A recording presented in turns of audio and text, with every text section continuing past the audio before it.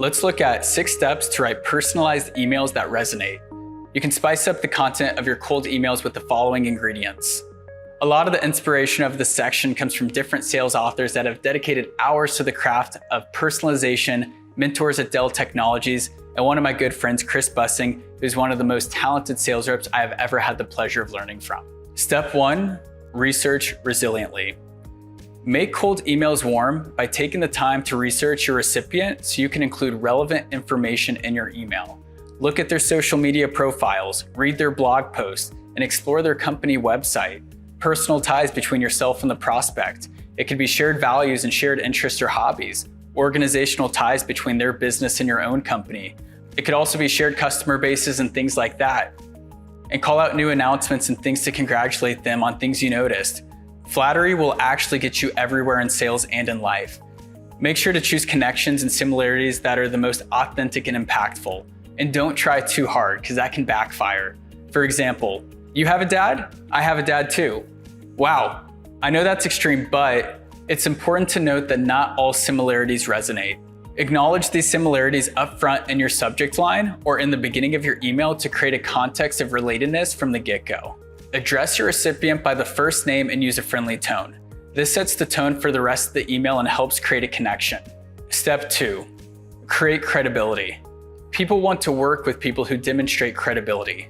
The body of your email should have a strong understanding of the opportunities, threats, and changing dynamics in the customer's world so the customer thinks, okay, they get it.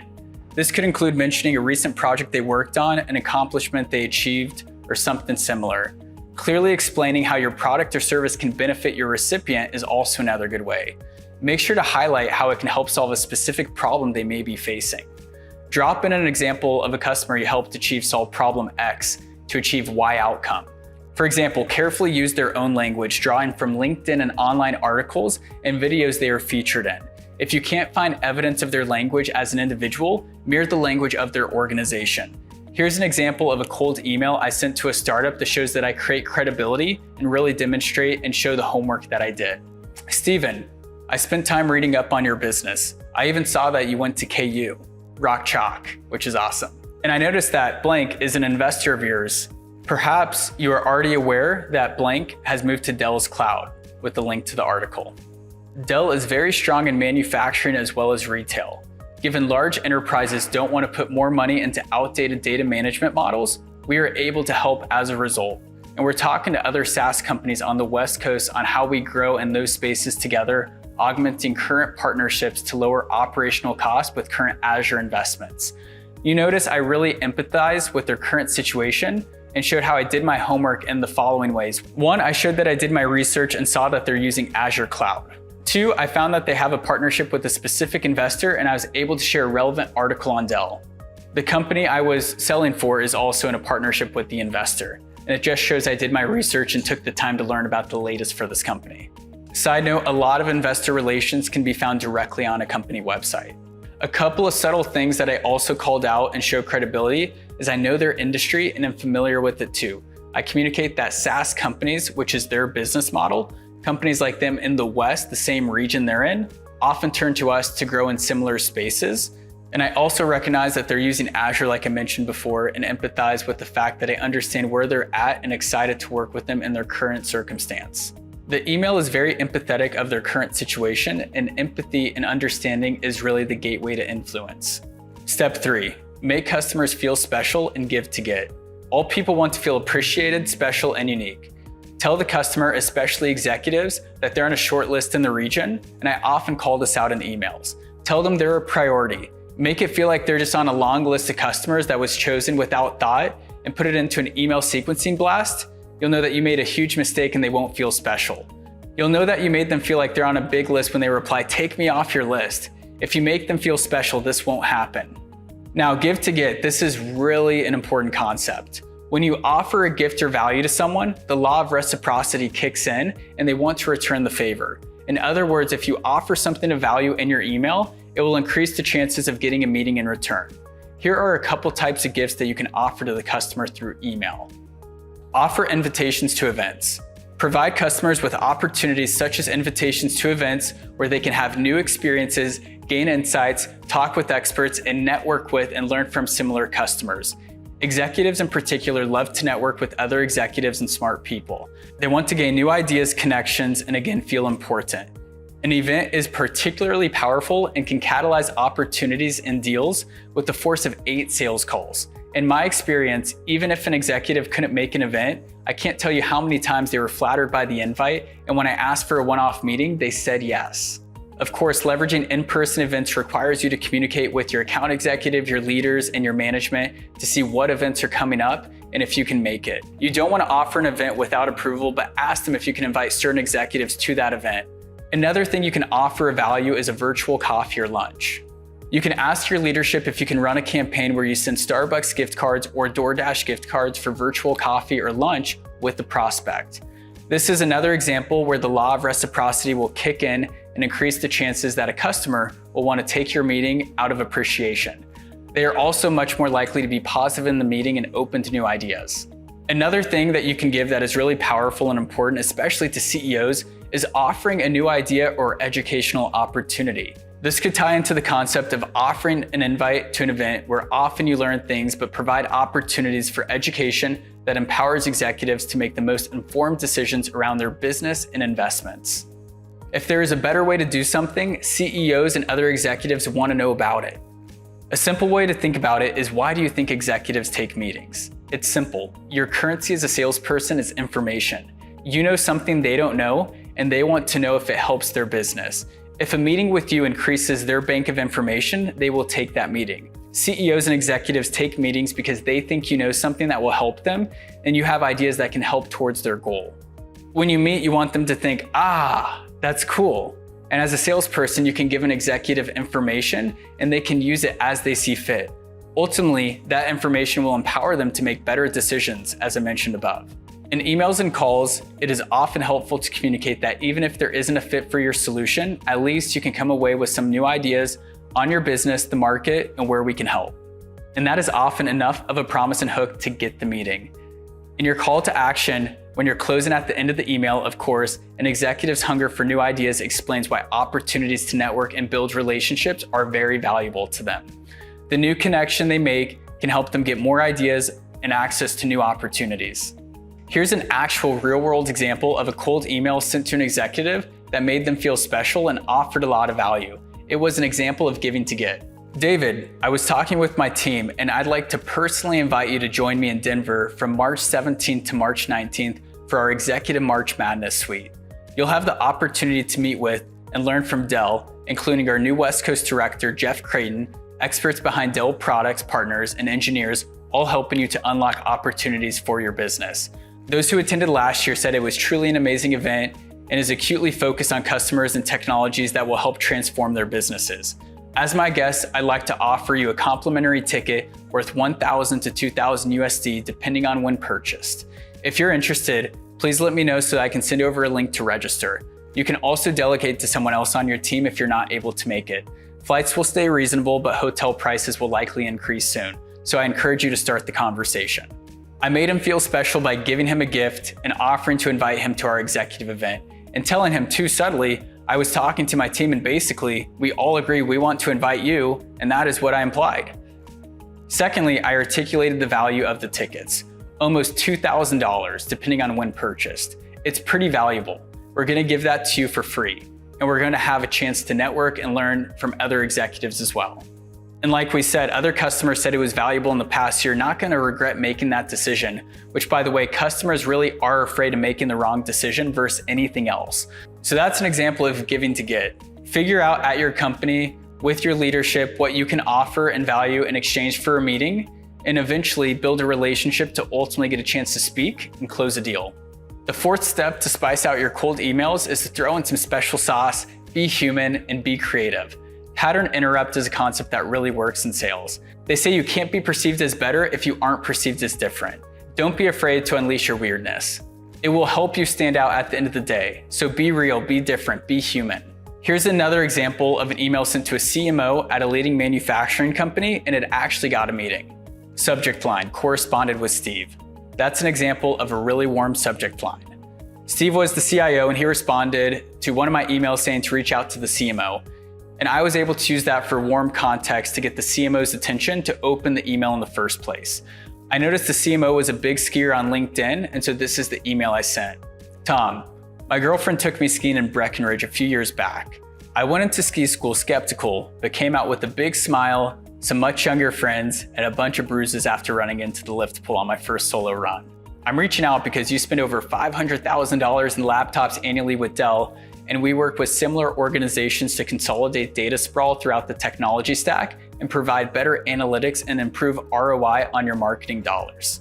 Now, in this example, I told the CMO that I took a lesson and even shared a funny anecdote of me running into a ski lift pole and making younger friends, which with the ski pole was luckily padded. And he could probably picture that, me hanging out with a bunch of little kids getting a ski lesson at my age. And it's just funny to think about. Not a lot of sales reps are being very personalized like that, but also throwing in what makes you unique is gonna make you stand out.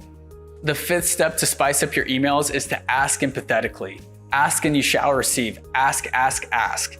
You have to end your email with a question to have any chance of getting a next step and getting a meeting. Always end with a question.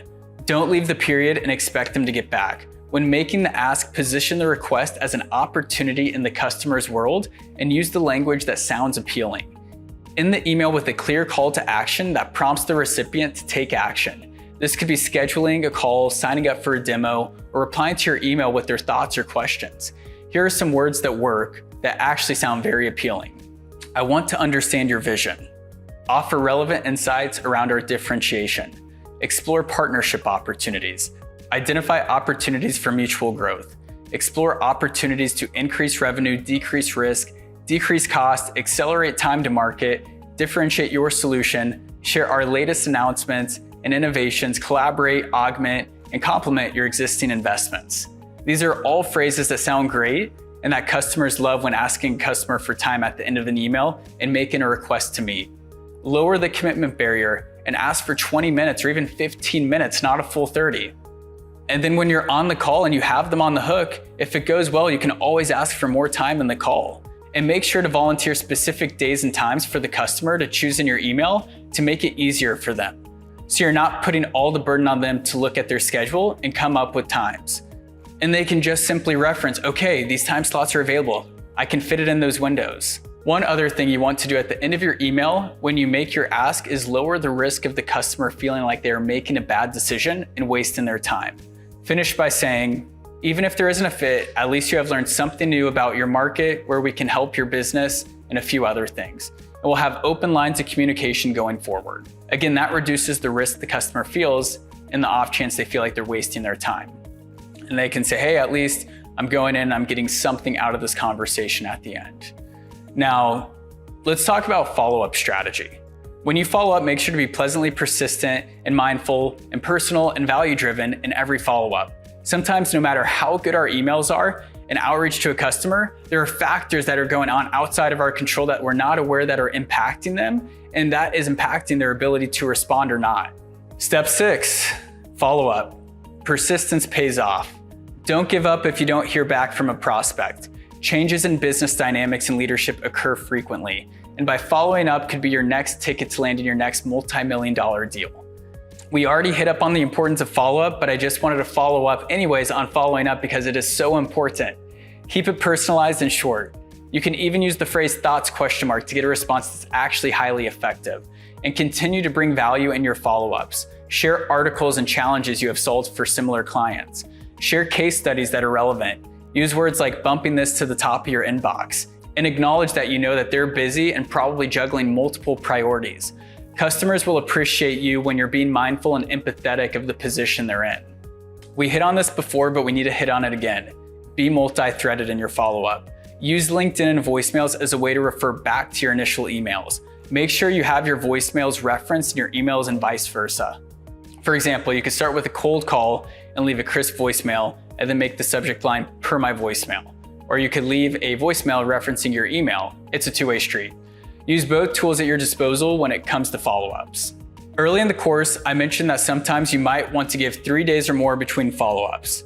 But one executive I follow mentioned something called the 48-hour rule that I just wanted to make sure you are aware of. It's a way to be the squeaky wheel, especially after you have a first interaction with the customer. And make sure to bump the email to the top of their inbox every 48 hours so you're at the forefront of their mind. Following up tastefully and mindfully is very important, and here are some tips and phrases to follow up in a tasteful way with self-awareness and to the point where you're not being annoying. There was an executive at the largest and fastest growing radiology firm in the country, and he told me, "Jay, you really did a great job with your follow-ups. You were not annoying and you did what you needed to do. And I actually appreciated that you followed up with me to keep it top of mind. I was just busy, but I actually do think working together is a priority." So here are some things that you can say specifically when you follow up. Friendly bump to the top of your inbox. I want to be mindful of the fact that you're likely juggling many things and have competing priorities, but I wanted to check in on X, whatever it is. Another great way to follow up with a customer who has indicated some initial interest via email is, "Hey, maybe I'll meet with you down the road and push you out a couple months." If you're working with an executive who hasn't responded, who responded originally with mild interest a few months ago, you could say, "You probably haven't gotten around to reading this, but ... This phrase comes from one of my favorite books, Exactly What to Say, which is written by a professional speaker and top sales rep. There's something subtle about how this phrase triggers a bit of guilt, healthy guilt, I would say, on the part of the customer to feel like they owe you a response and they should get on it. Use follow-up phrases like these as a catalyst for responses and getting a customer on the phone and on a meeting. As a last resort where you haven't heard from someone in months, I typically say, "I know you're extremely busy, so even a 1 or 2 word response is greatly appreciated." That's another example of lowering the barrier of commitment for the customer. You're just asking for a response. You're not even putting the pressure on them to take a full meeting. Now continue to be creative. Creativity will always give you the best results in outbound efforts and in your follow-ups. A good rule of thumb we talked about is think of your own personal email. Would you open that email? Is it value added? Does it seem personalized? Do you think you could use that with a customer? And check that out to see if it works. When in doubt, don't forget to pass your own standards. Let's talk about some other creative email strategies to hook customers for the meeting. We're not going to get crazy in depth here, but we'll talk about it a little later. Blind calendar invites can be a creative outside the box way to get meetings. You basically go into your calendar and send a meeting invite to a customer, and you hope they join when the time comes. And sometimes you'll find that they actually do accept the meeting invite and they show up. And I'm really impressed with how this works very well with a lot of companies like Dell, getting 10 to 12 qualified meetings a week with customers. When it comes to emails, it's really an experimental process and you're gonna want to keep iterating on your messages to see what works. Try A/B testing. Maybe one version of a template works better than another, and collect data points to see which one is more effective. Also talk to mentors, talk to peers, get example templates from them, and see what you can implement yourself. One email hack that I use is I save all my signatures on Microsoft Outlook. Ask other peers, look at their templates, and find templates you love and save them as your signatures. That way, when you're writing future emails to customers, you can use that signature to reference and modify to riff off of to hopefully get the result you're looking for by sending that email. Another prospecting hack is mail merging. There are different tools that allow you to do this on Google Workspace and Microsoft Outlook. I've done a lot of my mail merging on Outlook, and it's a way to customize emails to over 100 plus people without them knowing. We'll go over that example a little later as well. But mail merges merge words and allow you to upload a bunch of contacts and hit many prospects at once, and it appears custom to the recipients. If you do too many mail mergers on Google or Outlook at a single time, the hosting platform may detect it as spam and auto route to the customer's spam folder. If you do this, try to keep it under 50 outreaches at once and once per day. Outreach will differ depending on your role segment and where you are at in the sales process, so figure out what makes the most sense for you and start applying these to your sales arsenal. In conclusion, personalization is not just a buzzword in sales, but rather the most effective tool in outreach. It allows sales reps to connect with customers on a deeper level, understanding their needs, and tailor their approach to meet those needs. By using personalized emails, subject lines, and messaging, sales reps can grab the attention of their prospects, build trust, and ultimately close more deals. In today's crowded marketplace, standing out from the crowd is crucial, and personalization is the key to unlocking success in sales outreach. So invest the time and effort in personalizing your outreach and watch your sales career soar.